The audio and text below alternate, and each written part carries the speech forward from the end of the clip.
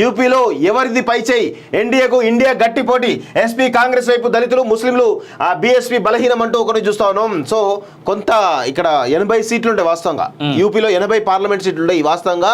దీని మీద ఎవరి మెజారిటీ స్థానాలు వస్తాయో డిపెండ్ అయ్యే అధికారం ఉండే అవకాశం ఉంటుంది వాస్తవంగా. సో నిజంగా మరి వీళ్ళు యూపీలో వీళ్ళ ప్రభావం ఉందా లేదా అనేది కూడా ఒకసారి చర్చ చేసుకోవాల్సిన అవసరం ఉంది. సో మాక్సిమం నాకు తెలిసి 80లో మెజారిటీ స్థానాలు మాత్రం ఖచ్చితంగా భారతీయ జనతా పార్టీకి వస్తాయని నో డౌట్.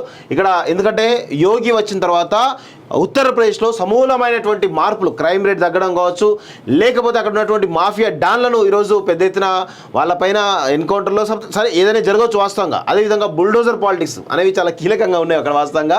సో దాంతో అక్కడ క్రైమ్ రేట్ అనేది చాలా పెద్ద ఎత్తున పడిపోయింది వాస్తవంగా. అంతకుముందు మహిళలు బయట స్వేచ్ఛగా తిరగాలని చాలా ఇబ్బందిగా ఉండే వాస్తవంగా. అసలు యూపీ అంటే భయపడేది. యూపీ బీహార్ అంటే అసలు జనాలకు వణుకొచ్చేది.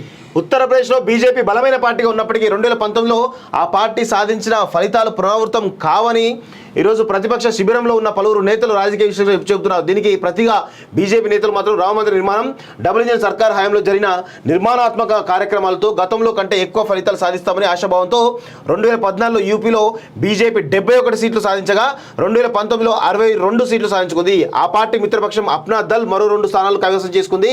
ఈసారి రాష్ట్రంలోని మొత్తం 80 సీట్లలో తమ ఎన్డీఏ కూటమి 75కు పైగా స్థానాలు సాధిస్తుందని కమలనాథ్ ఆత్మవిశ్వాసంతో ఉండగా 50 సీట్లకే పరిమితం అవుతుందని ప్రతిపక్ష శిబిరంలో ఉన్న వాళ్ళు చెబుతున్నారు.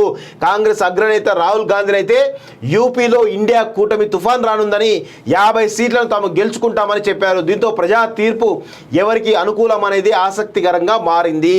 అఖిలేష్ పీడీఏ వ్యూహం అంటూ కొన్ని చూస్తా ఉన్నాం. సో మొత్తానికి అయితే యూపీలో డిఫరెంట్ సినారియో కనబడేటట్టయితే చాలా స్పష్టంగా తెలుస్తోంది వాస్తవంగా. చూద్దాం ఏమైతే.